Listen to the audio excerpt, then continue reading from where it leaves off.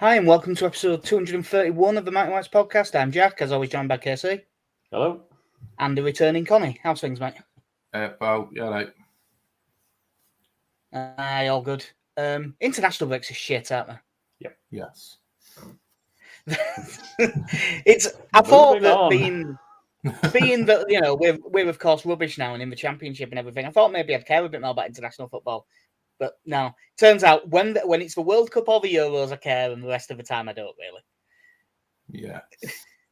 It's just, we've said it for years, haven't we?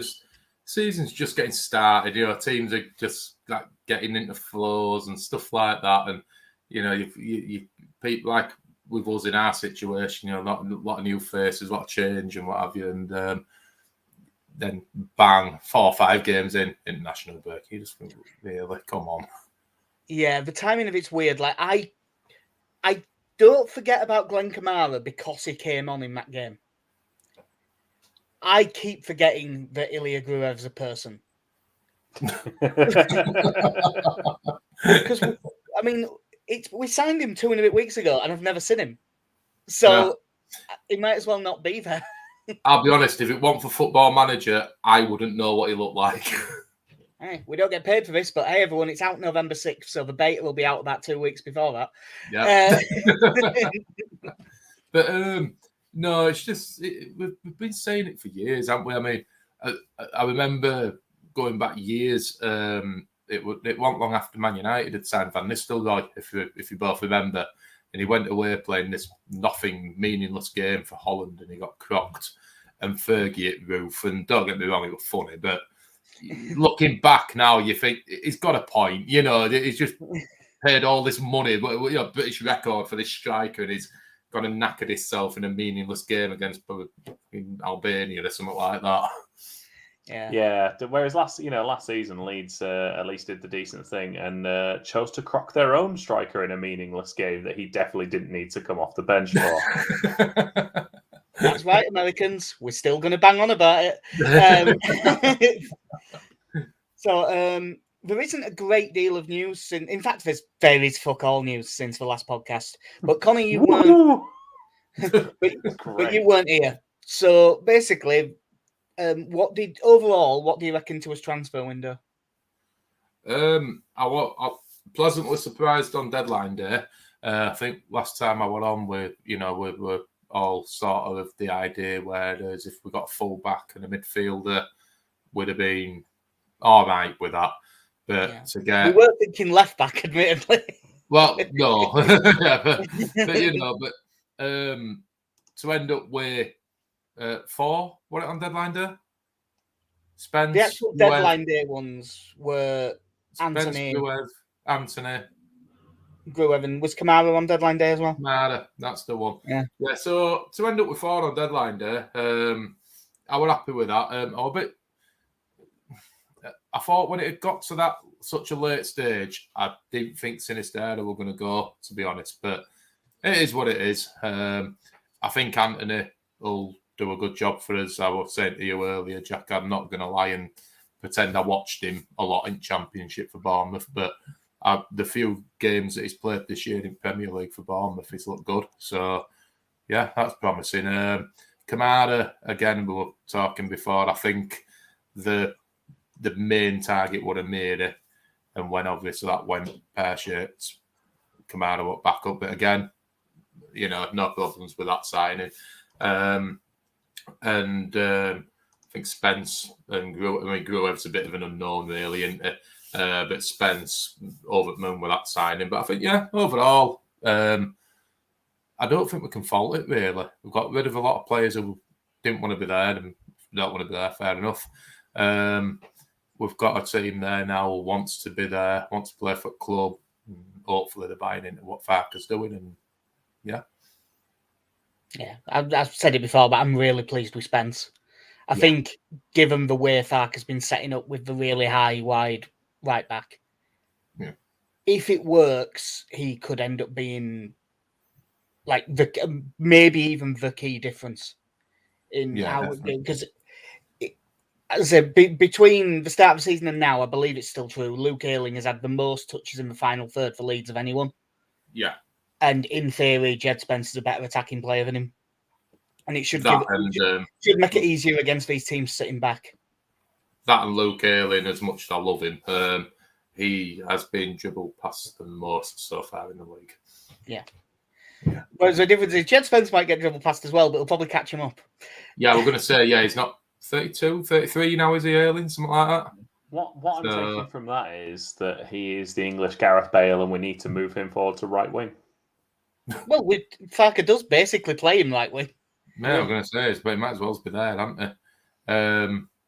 But yeah, I'm happy enough with signings we've made. Ampadu so far looks like a steal for what we paid for him. Yeah, at the moment in my head, I mean, it's incredibly early days, but right now he is walking player of the year. Yeah. So you've got him. I mean, Rodon on loan. I was happy when we got him in on loan. He seems solid enough.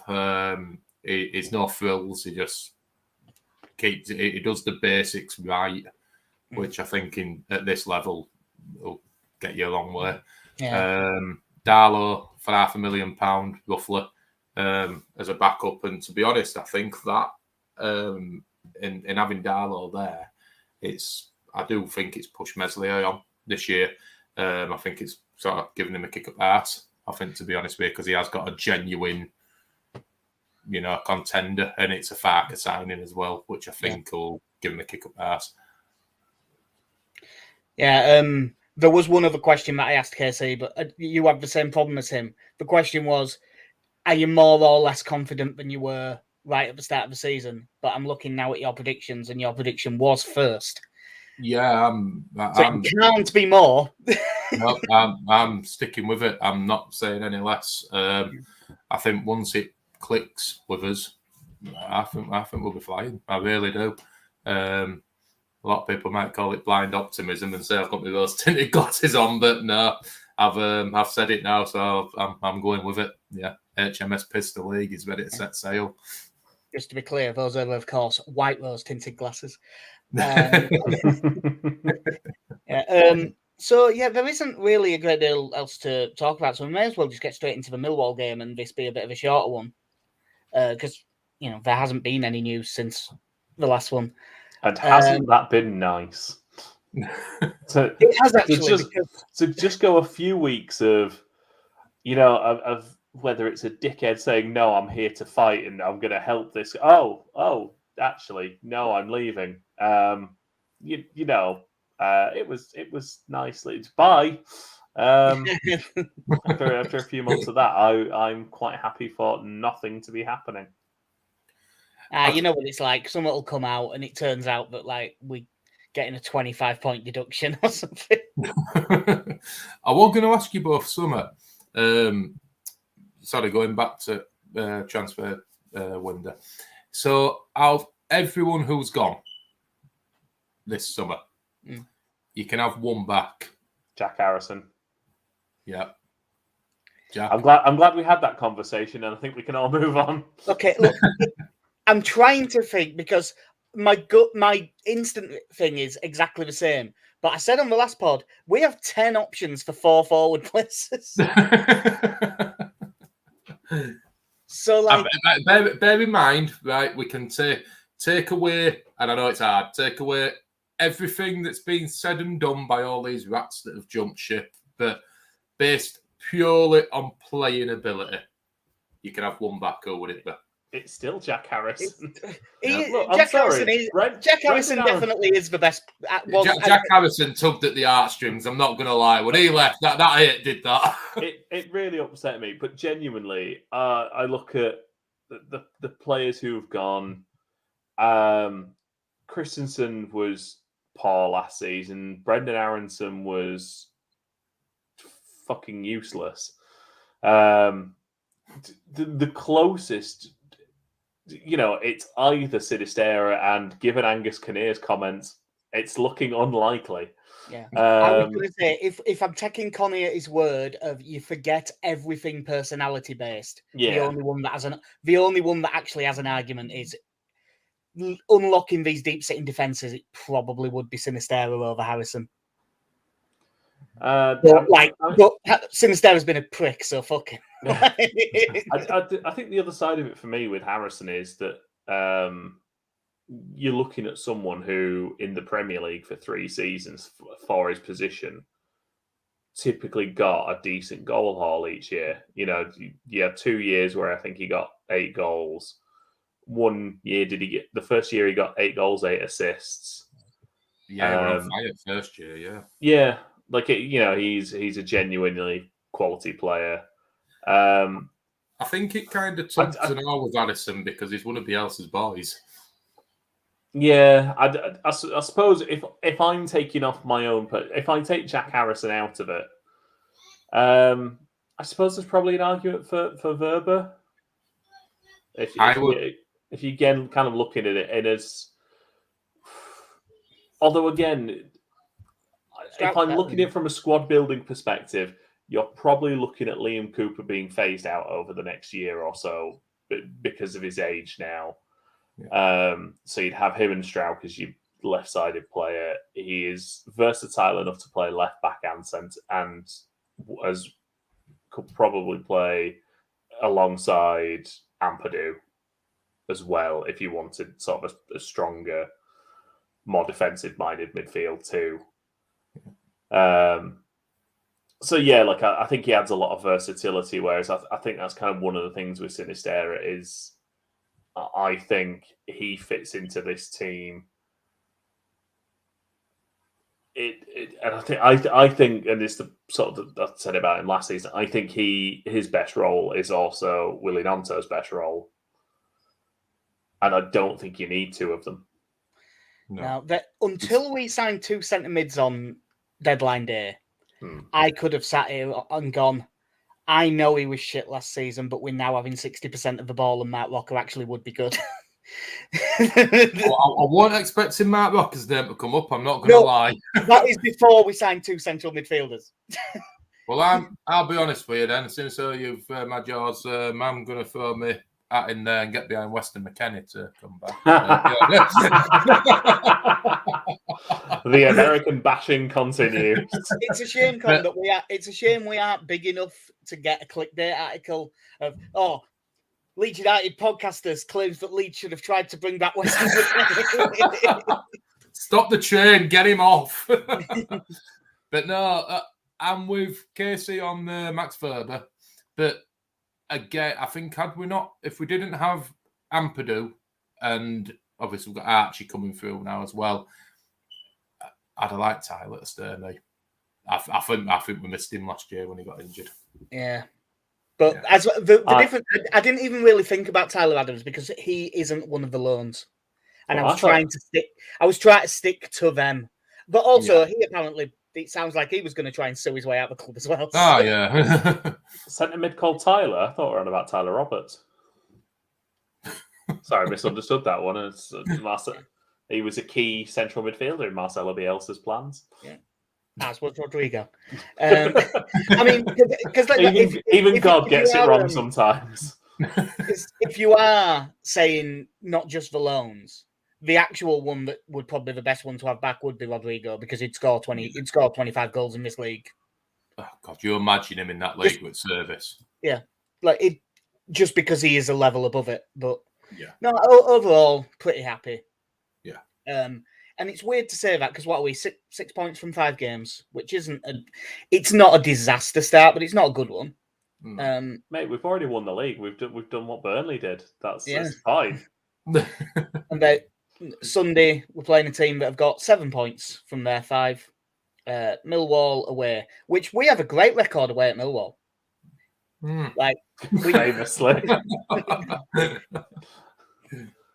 In like stellar record.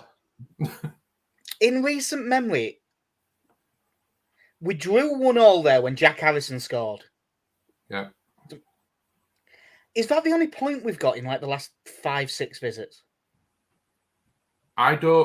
Nothing sticks out majorly for me beating Millwall. Like, God, probably since like Gary Monk. Yeah, like I mean, we've won enough home games against them, but the away games. Yeah, I've just got it here. So the away games, recently. Lost 2-1. Drew 1-1, lost 1-0, lost 2-0, lost 2-0, lost 1-0. We won 1-0 away in 2012. That's the last time. Did Adam Clayton score? No, it was Ross McCormack. Have you got that game up? I've got it here as you mentioned it. Would you like to hear the team? Yes. Oh God. Yes. Come on, let's have a laugh. Why not? I mean, 2012. I'm trying to think who. Lonergan in goal. Lonergan will be in goal. Lonergan is in goal. Becchio is one of the strikers. This team is all over the place. McCormack, because you said it. Yes. Darren O'D. Yes. Ooh, right then. My boy Adam Clayton. Yes. Johnny Howson. No, Johnny is gone at this point, I believe. Oh, had he gone by that point? I thought it was still at that point. Yeah, it's in March. It's March 2012, so he's gone. Right. Yeah. Fair dues. Snoddy? Yes. Yeah. Oh yeah, I should have remembered that. What positions are we missing, Casey? As best I'm looking at this, there's what is this team? Right, there is a defender playing in midfield. There is a centre back playing right back, and 2 more defenders. There's loads of defenders, and we had a lot of defenders playing. This is all over the place. And this is our second season back in the Championship, isn't it? Also, while you mull this over, Rob Snodgrass got a yellow card in the 2nd minute by the looks of things. Well, it's Millwall. You've got to be up for it. I'm going to say Andy O'Brien. No, this is after the falling out with Andy O'Brien, I believe. Yeah, which loads of stuff allegedly happened. Yeah, we will move on from that. You see, I was going to say Danny Pugh until you said a lot of defenders, because he was back that season, wasn't he? I don't know if he's not in the squad here. Right. Also, sorry, I've just noticed that their front, they had a front 3 of Darius Henderson, Andy Keogh, and Harry Kane. Jesus. And probably Jimmy Abdu, because it was always Jimmy Abdu. Yes, he was in the team all against us, Jimmy Abdu. So we need a load of defenders. Alex Bruce? Yes, I genuinely didn't think you'd pick him out in there, because he's sort of fallen off the face of the earth at this point for us anyway. Is this Warnock? It is under Warnock. Under Warnock? Yeah, we are under Neil Warnock. Well, in that case, blame Tom Lees. Yes, Tom Lees, who I think is playing at right back. Right. So how many more do we need? You've got 1 more defender who was on loan and a central midfielder. Tonga? No, but you're on the right lines. By the look on his face, Brownie. It is Brownie. Michael fucking Brown. Give him his full name. The other defender, I'm going out on a limb here. If we were on loan, was it Paul Robinson? It was Paul Robinson. Well done, Conrad. I never got that in a million years. And to round off such a motley crew, your subs bench is Paul Connolly, Robbie Rogers, Zach Thompson, Mikael Forsell, and Danny Webber.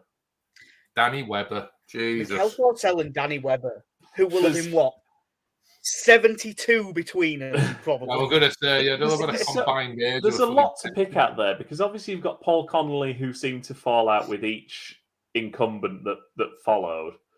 I absolutely hate Paul Connolly for what he did to me with my Jason Crow shirt, the prick. Oh yeah, you've got Robbie Rogers, who got decapitated and was never seen again. Lovely man who I met on the tube one time as well while I was in London. You've got Zach Thompson, who looked like a decent player and just fell away. Mikael Forsell, who I still not entirely sure how he ended up at Leeds or why he brought his friend Mika Veron in with him, but and then Danny Webber. Fairly sure both of them Finnish lads played away at the Emirates when me and Connie went. Yeah, I think they did. Yeah. I'm trying to remember which year it was. Whether it was the year we went, or was it the year that? No, is it the year we went? That was you guys went. You guys went to the good Emirates game. I've not been to a good Emirates game. Or did we go? We went when we drew. You went when on restart, didn't you? Yes, I went when Thierry Henry scored and nothing else happened at all. No. Michael Brown twatted Martin Keown at yours. Yeah, that was good. Yeah, that was good. And I saw Robbie Gotts, in a subsequent game as well. So yeah, you see, I've seen some things. Speaking of Alex Bruce, if I remember it rightly, Jack, when me and you went down there, he had a game of his life. Did Alex Bruce against Arsenal? I'll be honest, I know that we played well that day, and obviously we got the 1-1 and it was a late equaliser and stuff.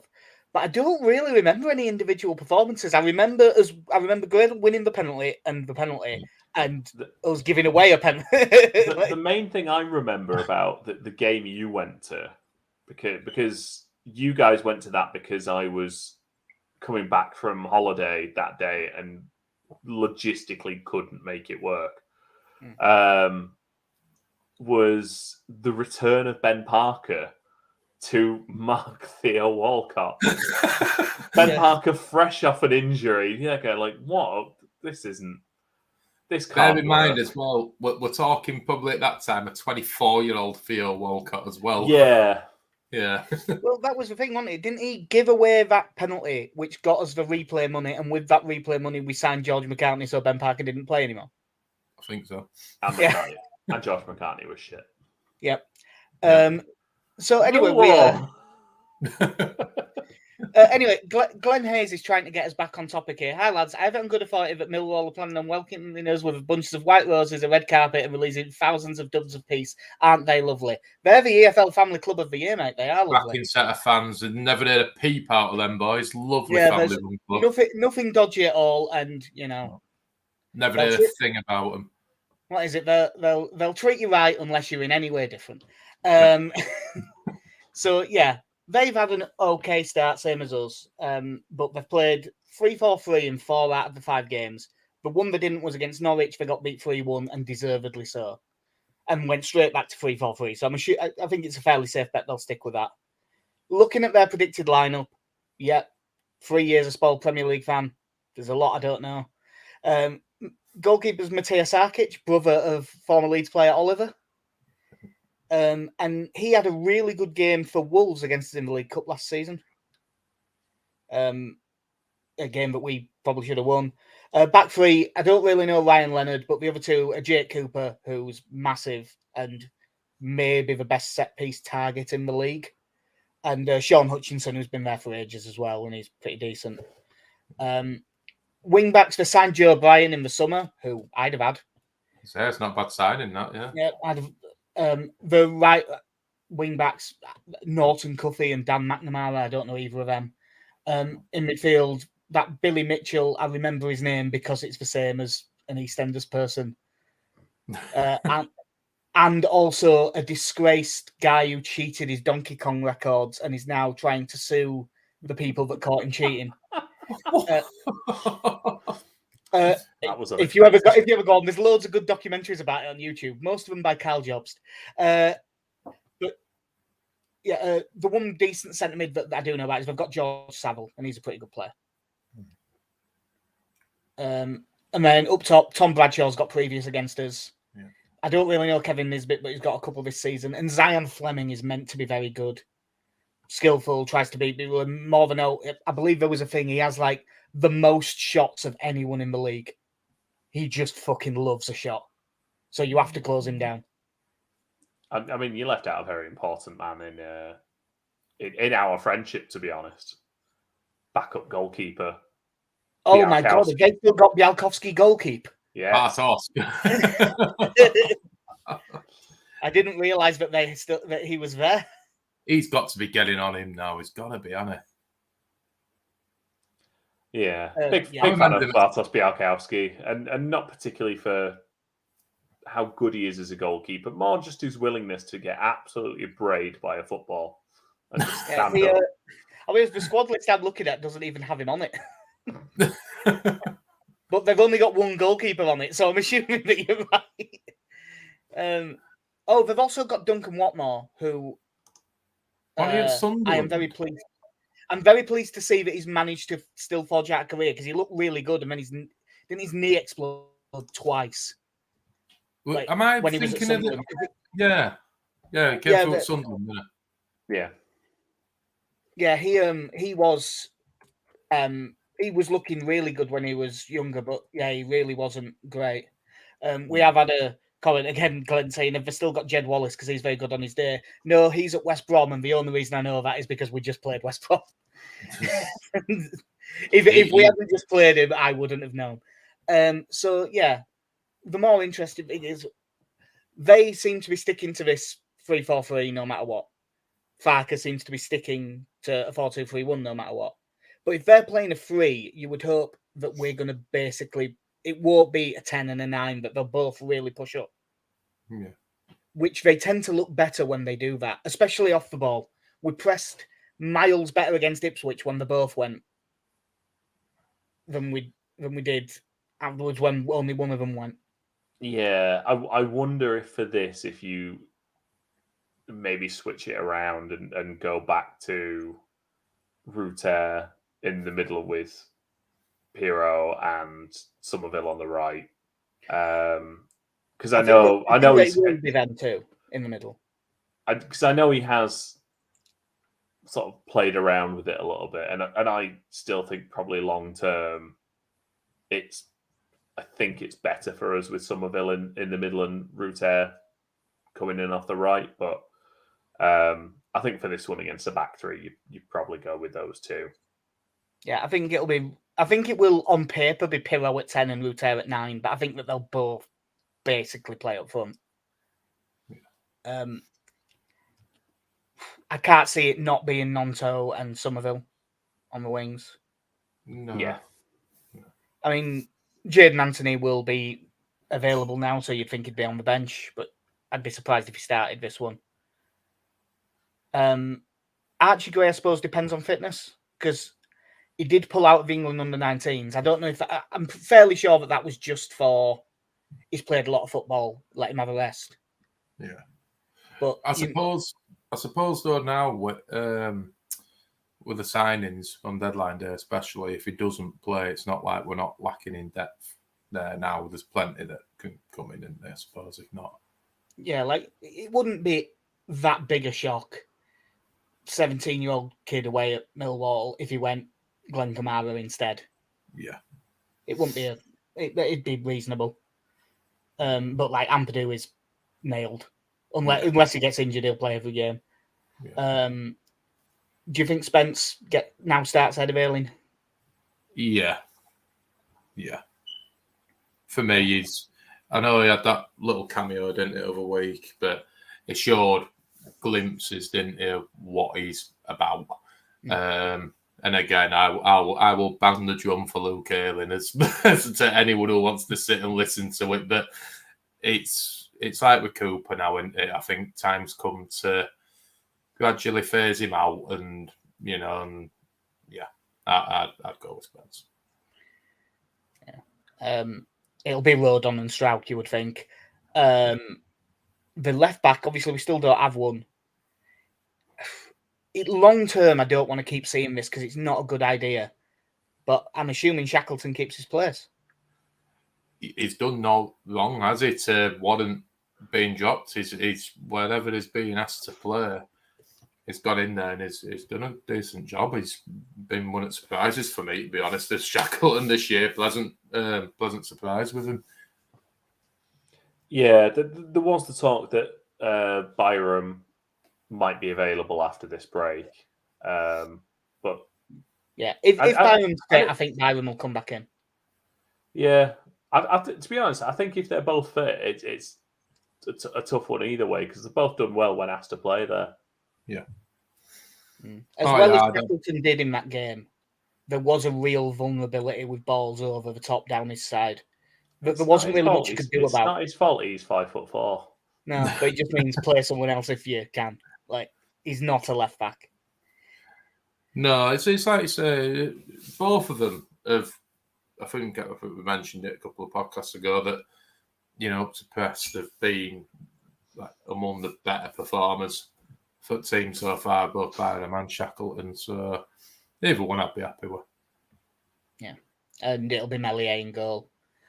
So we're pretty nailed on the team. So that is just, potentially Byram back in at left back if he's fit, and we think Spence will come in. Otherwise, pretty much the same. Is there like anything that you personally would do that isn't what we expect it to be? No, I think I honestly think that if we carry on doing what we're doing and stick to the plan that Fark's got in place, and I think with players we've got there as well as the ones that have stayed already that were there, I genuinely think it'll click like this. It showed glimpses against Ipswich, and Ipswich aren't a bad side at all. I won't change a thing at the minute. I really won't. Yeah, same. Like I think we now need to get that, especially with the front four, is kind of get us settled. This is where we want everyone to be. We're not juggling people around and still trying to figure out where it works best. I think we need to just, don't do the Leeds thing. Just play the best championship striker at striker. Play probably the best left winger on the left wing. Do whatever it is we need to do with Somerville, because I think he can do whatever in this league. But I think you just keep it simple and you just put out the best 11 there, and I think that's what we've been playing already for the most part. Cool. We do have one more question in the comments before we get on to predictions. Shackleton has 1 year left on his deal. Would you give him a new contract right now? I would wait. It's a tough one. I don't think he'd be open to it, and I don't blame him, but I'd be tempted to offer him another year extension at this point, but I wouldn't expect him to sign that at his age. But yeah, it's a tough one. I think based on current form, he earns it, but it's a long season, isn't it? Yeah, I think your concern, if you're him, is if I sign this contract and then we go up, it's as good as means nothing. That contract, I will be out the door. Yeah. Unless he has such a good season that he can justify being in the Premier League squad. But realistically, I still think this season he's probably going to end up playing 40 to 50% of games. So that's only going to go down if we go up. So yeah, for him, unless it comes with a big pay rise, it's probably not worth it for him to just be signing a 1 year extension or anything. Yeah, I like Shackleton. I won't be committing myself as a club to, at this point, chucking a 3 year extension at him and all like that, like Kersey says. 5. Yeah. I'm going to say if it were hard, it'd be there for it. It'd be like a Chelsea contract. Chelsea 8. Yeah, I can't help but think long term for his career, his best bet is have a good year this year, and then get a really good contract at another championship club. Yeah, I think it's one of them. I mean, we've said it about a couple of them. I think championship is now Ayling's level. Cooper's, again, I've no issues with him being there. It's his level, and I think same goes for Shackleton, to be honest. It did okay for us when he came into the team when we got promoted last time. Didn't really pull up any trees in Premier League, did he? Let's be honest. But yeah, I think it's his level. And again, I'm not having a go at lad. It's what it is, isn't it? But I think if we've for this season at least, I'd definitely rather have him around place for this season than not. I think he gets it done. He gives a shit, and I think it's something that it's just nice to have around place again after last 12 months. Yeah. So Alex, our control, has sent in that he reckons that this will be a 2-2 draw. And I must admit, I was thinking draw as well. So I'm going to go 1 apiece. I too actually went with 1 apiece. Wow. I'm going to say it clicks for us and we nick it 2-1. Always rely on Con for the positivity, who has, of course, predicted a win in every game so far this season. That's it. I keep saying HMS Pistol League, it's ready to set sail. It's like Mark Lawrenson's predictions, where if you add them all up at the end of every season, Liverpool have 112 points or something. So, yeah, it'll be a tough game. Millwall away is always a difficult game. But if the one thing is, I suppose, our most, quote unquote, in theory, most difficult game is the one we won. Yeah. Wales, which was probably our most difficult game, and we managed to win that. We've got Glenn in the comments saying, I'm confident back-to-back clean sheets, 2-0 Leeds. If we keep back-to-back clean sheets, then I will be impressed. But if we manage to keep like 65% of the ball, makes it a lot easier to keep them out. So, yeah, if we can get a result in this, it'll be massive. The thing is, I mean, let's face it. I'm going to say when, because I do think it's a matter of when, not if it clicks. There's too much talent there, too much quality players for this league that we've got for it not to work. And I think when it does, I can't see many teams in this league doing much against us, I'll be honest. Our front four, I do every time I look at that front four, and then like the 4 options behind them. Yeah. I do keep looking at it and going, God, the attacking options are somewhat really good here. And I think the more Rodon gets to play with Strauch, I think that's going to flourish. That I really do. I think the dropping down a league will do Strauch's confidence no end of good. Because there is a player in there. We all know there is. It just went out. It just went tits up for him last year, like with everyone else. But I've said it to a few people. I genuinely think that when we decide to turn it on, there's not a lot in this league that scares me. If we turn up, not at all. Cool. Have we got anything else we need to go through before we get away, lads? No, I think we're good. All right. Cool, nice one. Well, it's been good talking to you. Hopefully we can get a result. We will be back one of the evenings next week. We'll see what one works best. But until then, I've been Jack. See you. I've been Casey. Have a good one. I've been Connor. See you also.